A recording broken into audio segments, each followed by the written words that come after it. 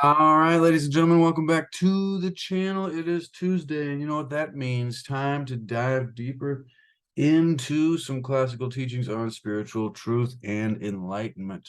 Normally, it would be Tuesday Tao, but it's been years from then. We used to, every Tuesday, go back to Change Your Thoughts, Change Your Life, Living the Wisdom of the Tao, and we have been doing that recently. Maybe we'll do that real quick here just to begin, and then we'll go deeper into the wisdom of Dr. David R. Hawkins and classical teachings on spiritual truth and enlightenment, because we're on to an interesting section in there now from where we left off a few weeks ago. And so, randomly, the 33rd verse of the Tao Te Ching begins by saying, "One who understands others has knowledge. One who understands himself or herself has wisdom, and mastering others requires force. Mastering the self needs strength. If you realize that you have enough, then you are truly rich. One who gives him or herself to their position surely lives long, and one who gives him or herself to the Tao surely lives forever. Lives forever." So in this 33rd verse of the Tao Te Ching, Wayne Dyer says, Lao Tzu is asking us to change the way that we look at these twin ideas of knowledge and power. And we're invited to evaluate, he says further, our level of self-mastery by turning our gaze inward rather than outwardly, so that we can begin to evaluate our level of self-mastery, gazing inward and seeing the world and our place in it in a new light, from a new perspective. And that is an example of how you can begin to change your thoughts and change your life, living the wisdom of the Tao. So we'll leave that there now, ladies and gentlemen, and we will be taking a look at the wisdom of Dr. David R. Hawkins, once again, classical teachings on spiritual truth and enlightenment. Get ready to step off the ego path onto a more rewarding, fulfilling, and self-service to others, not service to self. But through in the process of attempting to improve yourself, you can have a greater positive impact on others. There's a Freudian slip there, if that's the correct usage of that phrase. And service-oriented journey of enlightenment, ladies and gentlemen. So we find ourselves, like I said, at a very interesting section. In the past, on this channel, in this series, we went through moving from the ego to service, and also the introductory to this book as well, and moving from the ego to service, from self, centered ways of thinking as to the opposite, as far as it goes with spirituality and spiritual philosophy. However, I'll give us a little example of one of the things that it mentioned there in that little section was the karmic benefit of human lifetime, as the Buddha said, would be self-rewarding. Fortunate it is to be born a human, even more fortunate it is to have heard of enlightenment, and rarer still is it to be born, to have heard of enlightenment, and then proceed to pursue it. And I might add, David Hawkins says, rarer than it is to actually achieve this, because it requires tenacity. And so, then we went into the difference between power and force, or force and power, which is kind of what was being spoken about there. A little bit Wayne Dyer said about that 33rd verse of the Tao Te Ching, changing our perspectives on these ideas of, the words were a little different there, but power and force. And so, let's actually go back and get that exactly, because that's a perfect, in all of these kind of, whenever we do these back and forth relations between different books and ideas, it's perfect connections. That's why I love doing this. It was changing the way we look at these twin ideas of knowledge and power.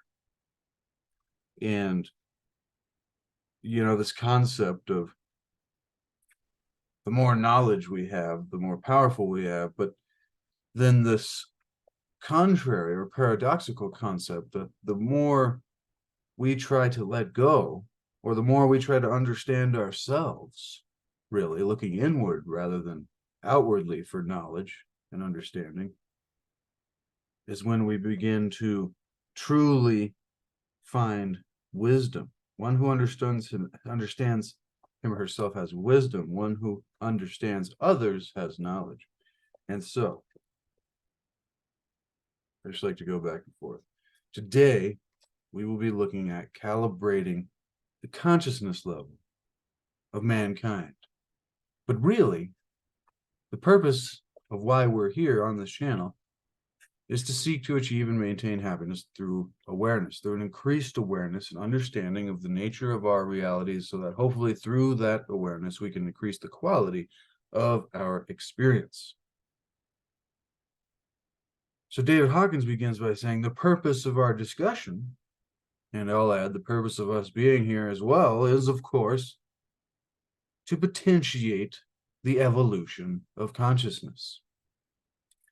And the only purpose of the books I've written, or the lectures I've given, David Hawkins continues, is to support the progression of that consciousness within the individual who has elected to pursue a higher level of consciousness. So that goes back to the quote from the Buddha there, is rarer still it is to be born, have heard of it, and then proceed to pursue it.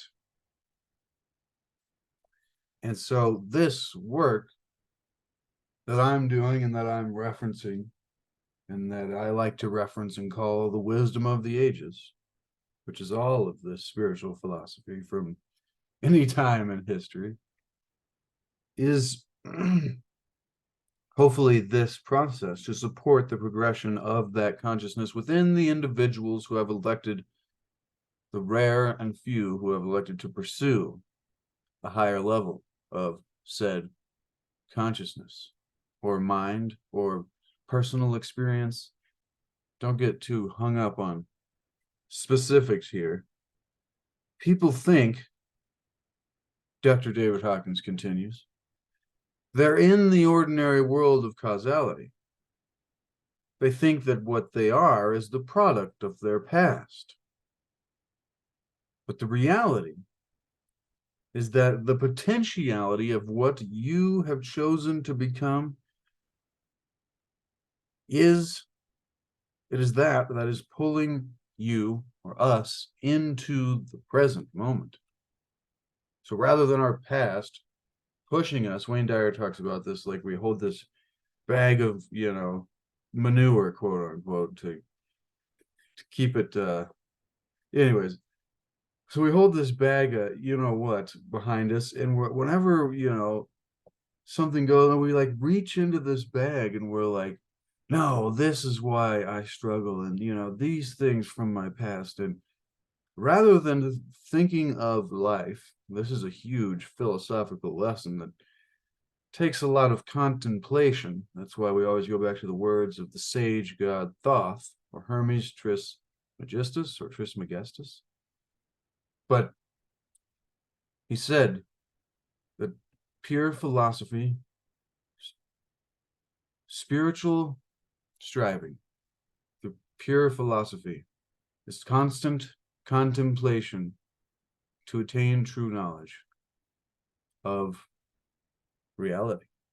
He calls it Atum, the one God, but that would contain reality. Now, this constant contemplation is important so that we can understand and attain new understandings and awareness for ourselves in the process of trying to understand very important lessons.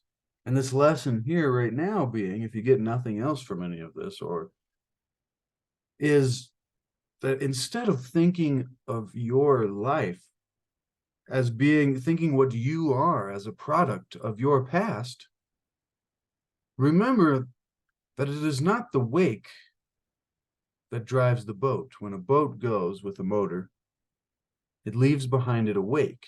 And you wouldn't sit in the boat at the captain's chair or even in the passenger chair and say that, oh, it is everything behind us that is driving the boat.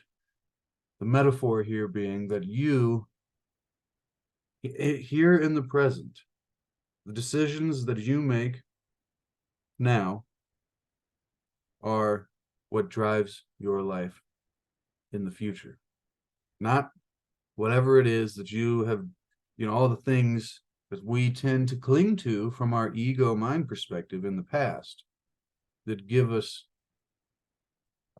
so many times a negative perspective. But so I'll go back to the words of Dr. David Hawkins here on this philosophy. Many people think that they are in the ordinary world of causality. They think that what they are is a product of their past. But the reality is that it's the potentiality, your potential of what you have chosen to become that is pulling you into the present. So if you're reading this book, it's not because of what you've been in the past is pushing you. If you're watching this video, it's not just because of what you've been in the past is pushing you up to this point. Dr. David Hawkins says, on the contrary, it's because you've elected to be. You are driving the boat. You are the engine, not the wake. You have elected to be that which is beyond this point that is pulling you through this moment to where it is your intention is leading you. And that is also a small little example or metaphor or lesson on creating or manifesting through your intention. And the funny thing about it is really it's always happening on accident like that all the time. It's just whether or not we realize it. So technically, we're all wizards out here creating our lives, thinking that we're in this world of causality that has nothing to do with our thoughts and our intentions. But remember, the mind and thoughts are the most important thing in reality, at least for us in our position. And the secret of the universe, ladies and gentlemen, secret of the universe is that what you think about expands. If you expand on that understanding, then you can go into a whole new realm of experience. However, that's a different subject. What you think about expands. People often ask. So if you're reading this book, it's not because the past, but it's because you've elected to be something beyond this point, and it is pulling you through the moment. It is because you have chosen already by spiritual intention. So people will often ask, though, David Hawkins says, what's about this karma thing? What's karma about then? And so he says, well, karma is just the automatic energy consequent of spiritual intention, your will, and spiritual decision. You might be asking yourself, what is spiritual decision or intention? Well, those are fascinating questions.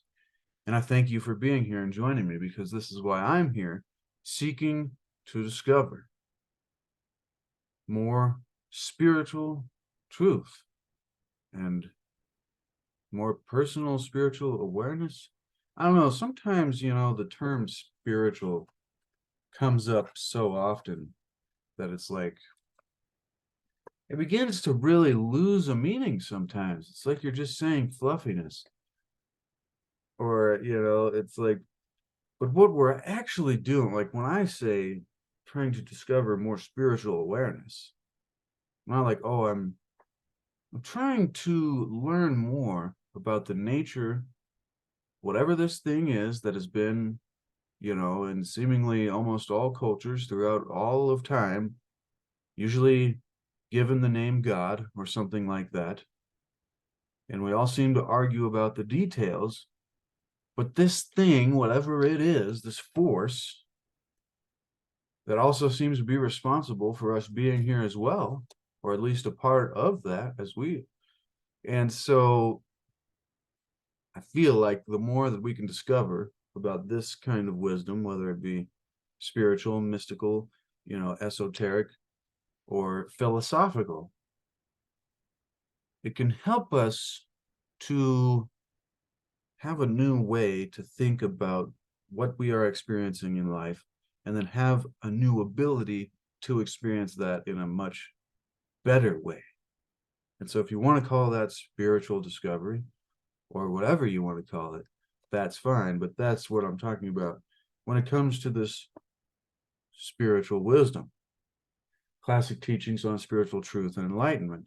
It's like how we can understand more about this God thing that everybody's talked about throughout the ages, and how we can use that awareness to then feel better and have a better life, and hopefully be better to other people and create a better world.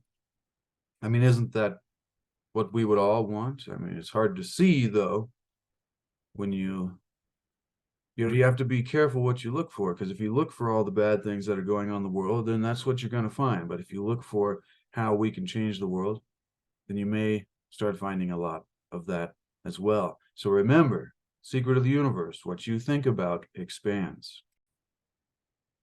I don't know why I felt it important to go on that ramble, but thank you so much for being here once again, ladies and gentlemen. I love and appreciate each and every one of you that spends time here with me, and all the wonderful authors and poets and mystics and philosophers of the wisdom of the ages.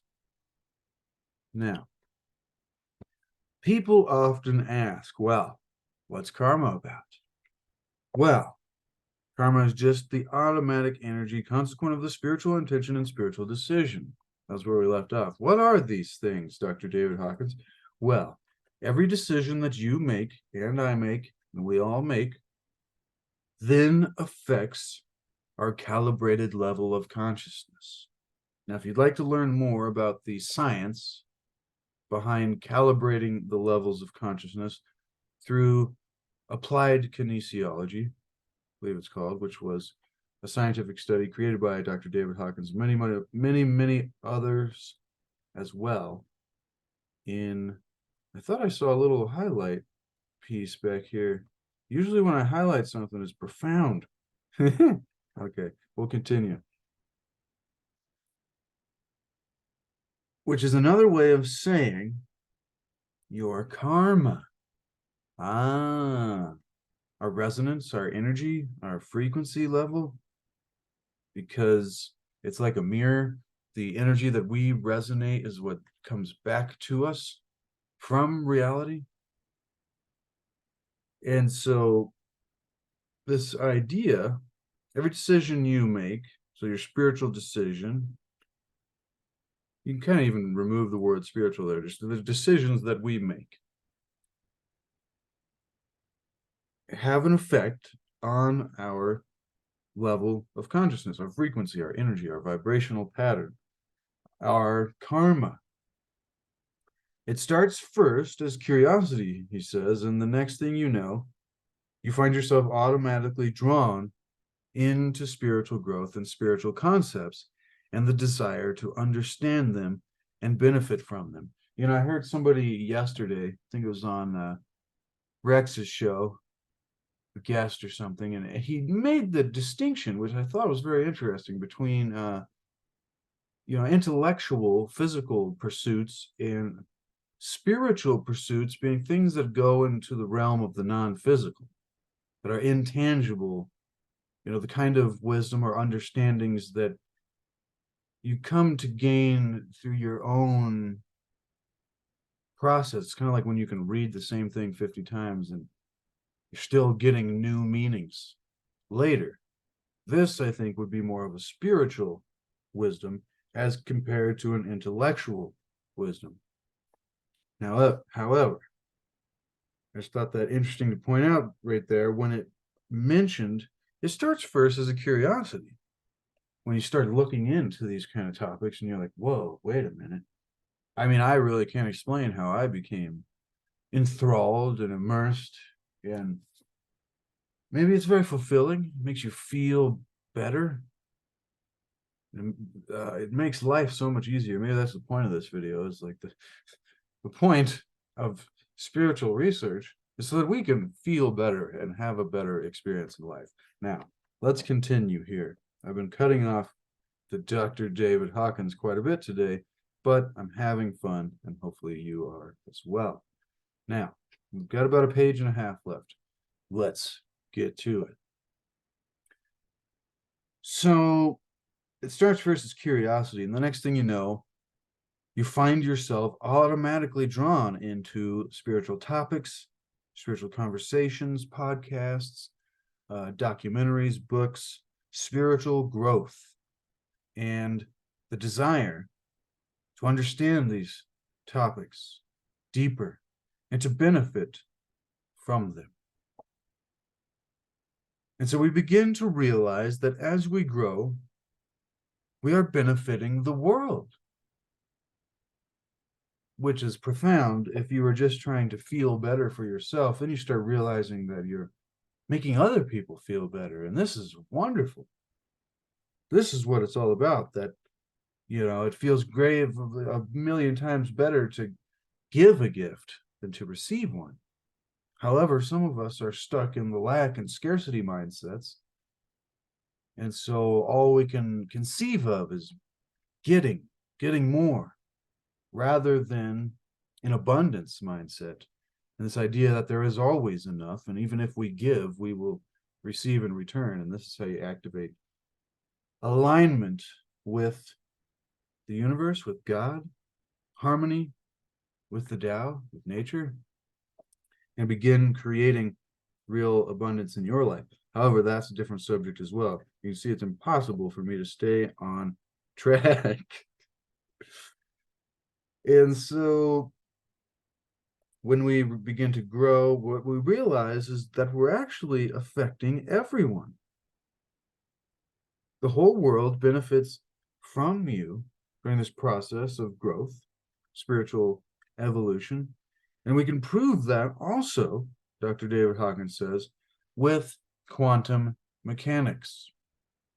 Quantum physics and quantum mechanics is one of my more favorite areas of more modern science, because we can now actually use science to begin to but ask with a firm foundation in reality, to where, like I was saying a minute ago, the spiritual truth being kind of more intangible, but with firm foundation in reality, that the metaphysical questions that are out there, like everything that we see, we covered this in a past video, maybe last week, comes from nothing.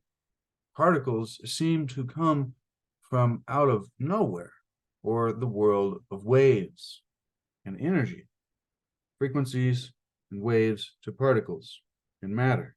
Now, quantum mechanics can prove to us that we are benefiting everyone through this spiritual growth because of the Heisenberg principle and the collapse of the wave function that then begins to affect the whole field, in this case, of consciousness. Every individual who commits to spiritual work is benefiting all of humanity. This is an automatic consequence of his or her choices or decisions, because we're collapsing the potential into the actual, which is impacting the collective consciousness of all mankind. We found it quite interesting, David Hawkins continues, when we were calibrating levels of consciousness, we asked, what is the level of consciousness of mankind? I mean, if you can do this for one individual, it'd be very interesting to see it for all of us and what the median kind of is for all of us. And so that led to a rather major discovery.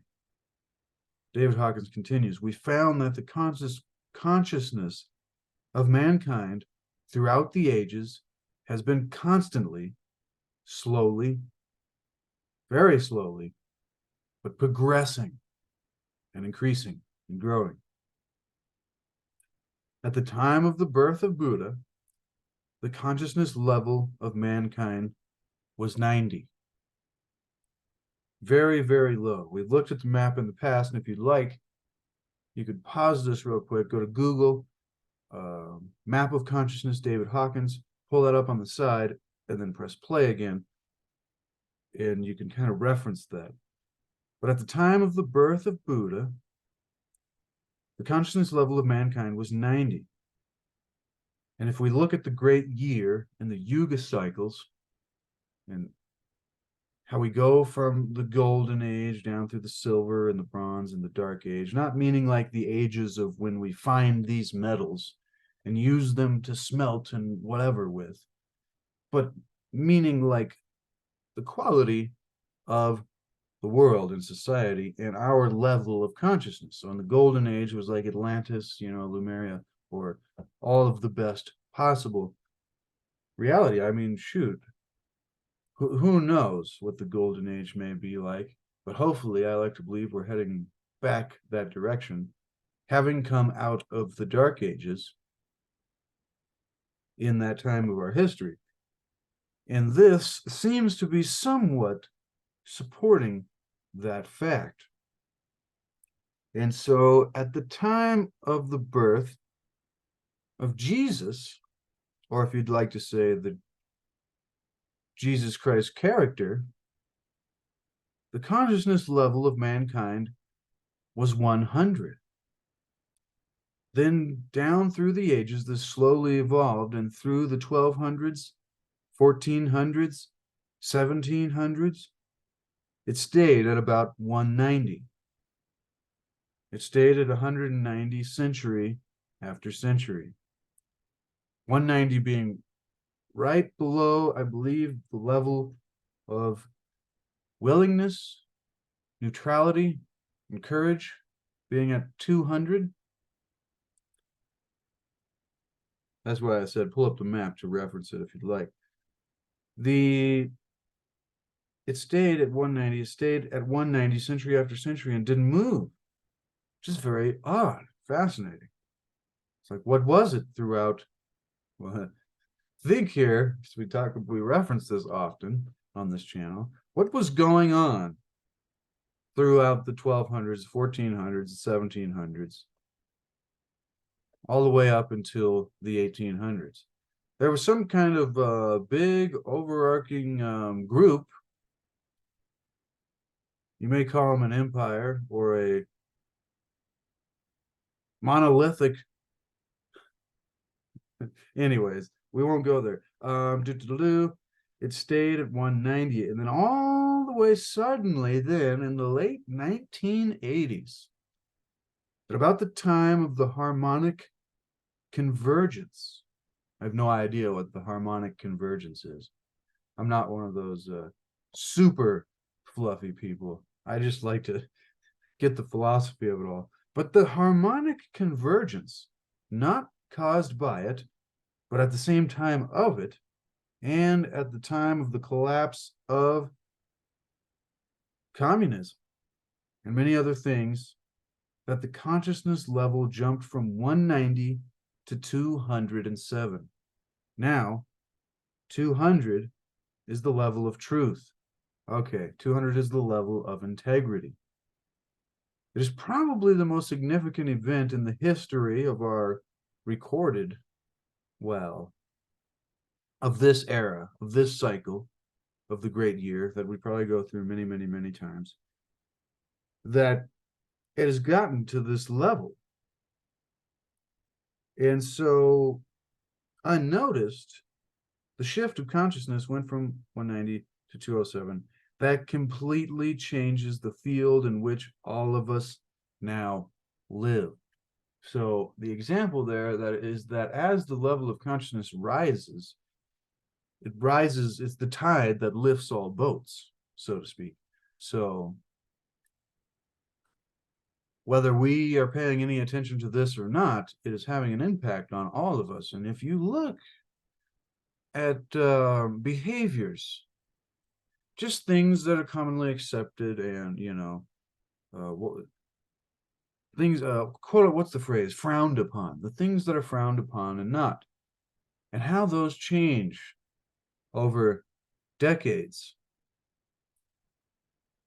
from even looking at the 1890s to the 1920s to 1940, 50 to 70 to where we are today. And it's very fascinating to see these little minute changes and characteristics and behavior traits and things that are commonly accepted and frowned upon and that are no longer, and this and that. And to me, it seems like an increasing of awareness and a level of consciousness that's almost happening on a universal scale that's out of our control. That's just part of the cycle of the rise and fall of consciousness from the golden age to the dark age and back up and around until we can escape the karmic wheel. But that is a different study. What is it, the Bhava Chakra? I don't know. Rex was talking about it recently as well. Shout out to Rex. We'll have to talk about this stuff sometime. However, how does it change all of mankind? Well, at 190, the destruction of all of mankind was inevitable. I think that's debatable, but whatever. The great mega bomb that was going to destroy all life was a considerable likelihood. So, the worry back then of still the hanging remnants of the thought of nuclear threats after the Cold War from 20 years before. However, at 207, that's why I said it's debatable. At 207 now, there's a whole new possibility. He says paradigm of reality. He seems to be a bit of a future predictor kind of guy, but that's just fine. In the world in which I grew up, he says, in the 1930s and on throughout that century, the goal of life was success. I love that. Maybe that's why I research so many of, Think and Grow Rich and like Norman Vincent Peale and these great ideas and understandings that were philosophies of how you can think better to be more successful in life. I like that a lot. The goal of life was success. You were supposed to, success could be taken many ways. Back then, they told it to you like, make money, be successful, go to college, get a name for yourself, and so on. However, I will argue the book entitled Think and Grow Rich has not very much to do with money at all. And really, rather, it's about learning about how an intense desire of a definite goal or intention can be achieved through an application of that intense desire for that set goal. But, there's a whole way to do all that. And so it's a lot more about, psychology and philosophy rather than getting rich, which is why I liked it. If it was just about making money, I would have been like, well, this book isn't very helping me in life. However, that being said, the goal of life was to be successful. And now at 207, people are not interested really in your success. I mean, you can buy some stock and be, like he says, I'll say it this way, you can buy some stock in people by being successful, but it really doesn't quite have the ultimate hold that it used to have. He says you can buy some stock and be a millionaire tomorrow, and now what? No. Now what we're looking at is integrity. So going from below to above 200, 190 to 207, as the calibrated level of consciousness of humanity, if you're just joining, that we go from this money-making focus to this focus of integrity. All the great corporations whose heads have rolled and have been criticized for the lack of integrity, we see politicians being called to task for integrity, success, and money, and having a big car and all the stuff that used to make people happy in the 50s no longer suffices. It's fascinating. I never really thought about this exact way. Now people are asking, what's the integrity of this company? What's the integrity of this politician or this successful individual? So nowadays we've gone from, yeah, they're successful, but are they really actually good characters? Hopefully. I mean, not even 10% of enough of us are asking these questions. However, we're getting there. Remember, the single individual on this journey of spiritual discovery and increasing your level of consciousness or your awareness has an impact on the whole. And that's what's being described here. We're looking nowadays at how truthful people are and how can they back up their statements. Integrity is the new signal of social value. We want to invest in people who have a proven integrity. I like this sentiment. He is correct. How can you prove it? Because most people would want to argue this idea and say, it's terribly wrong, Chase and Dr. David Hawkins. Of course, you can look in the world and all you see is people that only care about money and items. And like I said earlier, you find what you look for. What you think about expands. So if that is what you're trying to find when you look in the world, then you will see that. And I guess you could argue the same thing about what I'm doing here. But wouldn't, I mean, all you have is your perspective. Don't you just want to be happy? Like, seriously. So why wouldn't we choose a better one? Now, sorry, that's my main thing. I'm like, if we can choose to be happy or not, sometimes we can't, and I understand that. And that's why we give ourselves a firm foundation and understanding and ability through this knowledge that we can combat metaphorically the challenges that present themselves that are the things that we need to go through in order to grow as a soul, or whatever you want to call that, in this journey. And so, how can we prove it? Well, one of the ways you can prove it is, frankly, by calibrating its level. That which is integrous then has a value. Integrity has power. Lack of integrity can have force, momentary force, for a moment, but it collapses. That reminds me of my favorite saying. The truth always wins. It just takes time to breathe. So if you're hiding from the truth, eventually it collapses, which is why you can't base your life on this concept of success. I just want to be. Instead, you have to base your life on a philosophy of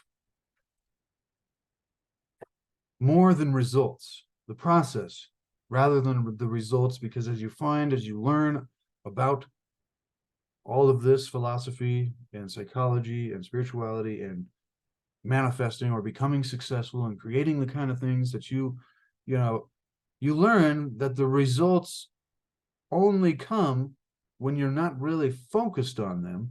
And if it is all you're focused on, then like it says, for a moment, it will work. It can have force, but eventually it collapses. So therefore, the new paradigm of value is integrity, and it's by integrity now that everyone is going to be measured. How integrous of a teacher are you? How integrous is the spiritual mentor or organization? And when you calibrate all these things, you see where integrity has sold out. We've calibrated many, many things, Dr. Hawkins says. So you can see where any compromise in integrity shows up on the dotted line, because you can measure it now and calibrate truth from falsehood. That's what his books, Power versus Force, The Eye of the Eye, Truth versus Falsehood, another one that I'm forgetting the name of, as well as Transcending the Levels of Consciousness, are all about. And they're huge. They're like freaking 500 plus pages or something. But man, he goes into detail about it because this is a science. It's not just intangible, Now, I think we will have a new yardstick, he says, by which to measure humanity's growth, which is amazing.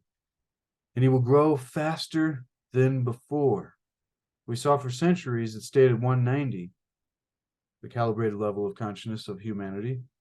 No movement, though from a historical viewpoint, people say great events happened.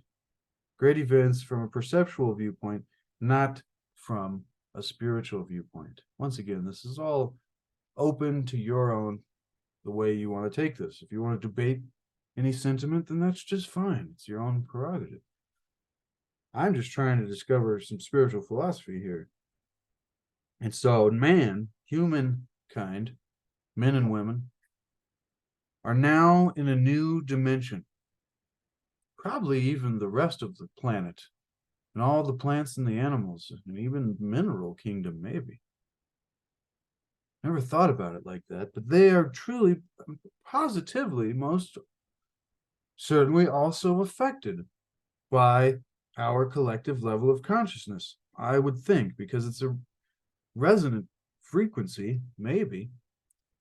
And 207 is critical because it only takes one feather to tip the balance from negative to positive. Every spiritual decision we make can tip the scale to the positive side, and that totally changes the destiny of our lives. In the words of Dr. David R. Hawkins, he continues, if you're out at sea, a change of 1 degree in the compass may not seem like much as a metaphor, but after a couple days of sailing, you'll end up on a different continent. So 1 degree makes quite a bit of difference, referring back to this scale of consciousness and as minute of a movement as 10 or 17 points means, it can be quite a difference. Freedom of choice, then, is most important. Self-actualization is most important. Free thinking, thinking for yourself, becoming self-educated are most important. Seeking to know yourself is most important. And then, freedom of choice, spiritual choice, is what we're confronted with instant by instant. Instant by instant, we're constantly saying yes or no to choices. And those choices, ladies and gentlemen, then determine our spiritual level and our calibrated level of consciousness and our karmic destiny. And that, ladies and gentlemen, is a boom to knowledge and a boom to wisdom about consciousness and an understanding of how we can have an impact on the future and the destiny of our entire human race, and maybe even more things in the universe that we even know about yet. But that is a boom to the wisdom of Dr. David R. Hawkins and classic teachings on spiritual truth and enlightenment. ladies and gentlemen. Fantastic. That was amazing. That was profound. That is something that I could even go back and rewatch. I always do when I do the premieres of these later, so I can chat with you in the chat room on the premieres. It's always fun to interact with those of you. I was thinking about Gorilla Press this morning. I'm still so sad to hear that, she lost so many things in a fire. I'm glad, there wasn't any loss of life or harm to any of her animals or her family, but that could be hard to lose all your things, especially when you have quite a collection of things that make you feel.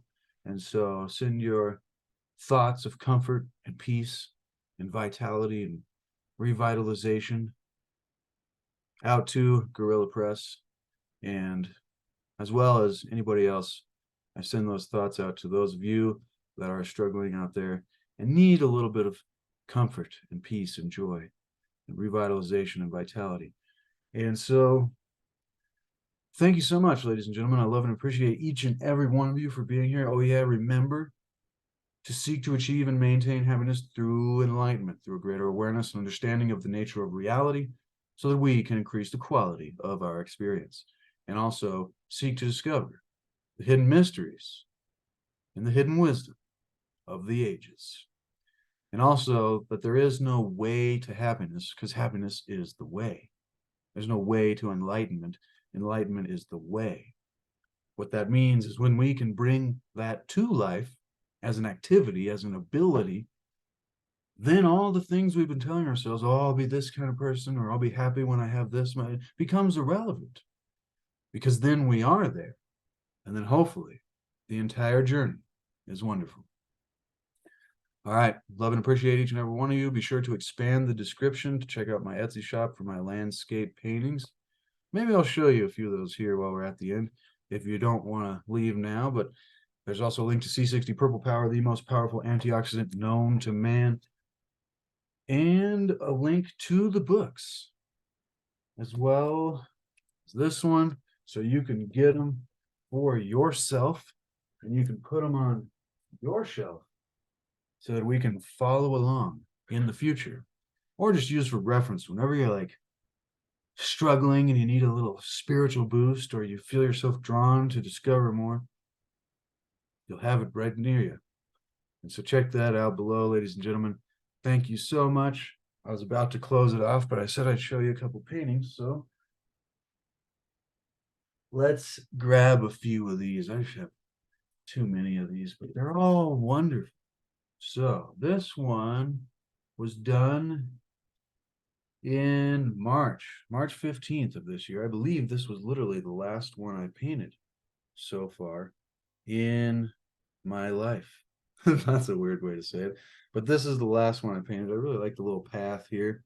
You can walk down there by the lake and throw out a fishing rod, or I don't do much fishing personally, but just enjoy the view.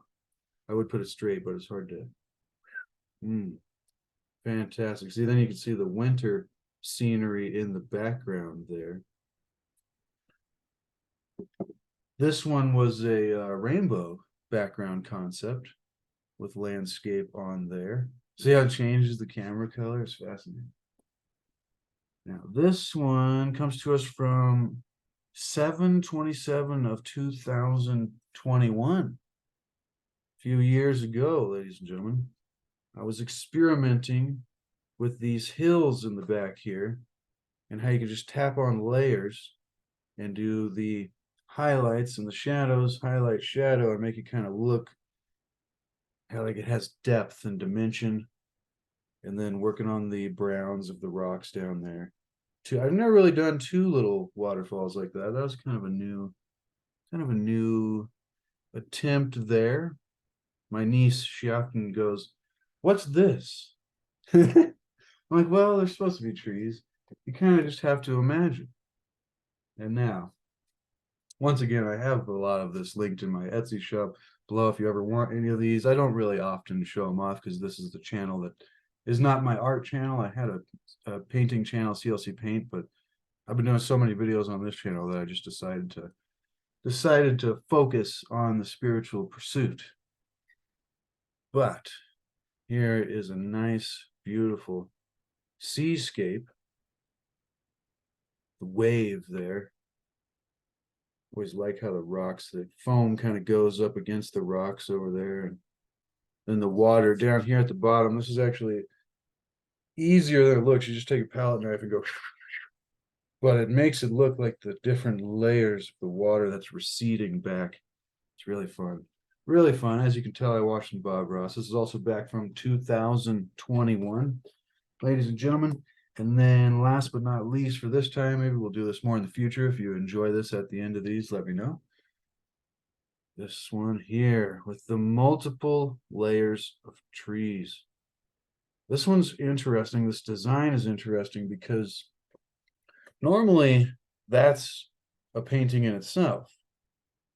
But this time you add on the extra dimension of the path that goes into the back and the distance here that separates this side of the painting from this scenery over here. It's very interesting, dual-sided, I almost said dynamic, dual-sided dynamics, ladies and gentlemen. So that's that. Hope you enjoy a little. I always like the mist at the bottom of some of the areas. It's always one of the funner part. But all right, ladies and gentlemen, hope you got a little kick out of that. So it's always fun to look at some beautiful art, and I have so much of them around that I might as well show you some beauty as well. All right, ladies and gentlemen, hopefully this has been recording the entire time. If not, then then I'm just been talking to myself. That's fine. All right, just kidding. Until next time, be the change that you want to see. Be the example that you want to set. No, no, no, no, no, no, no, no.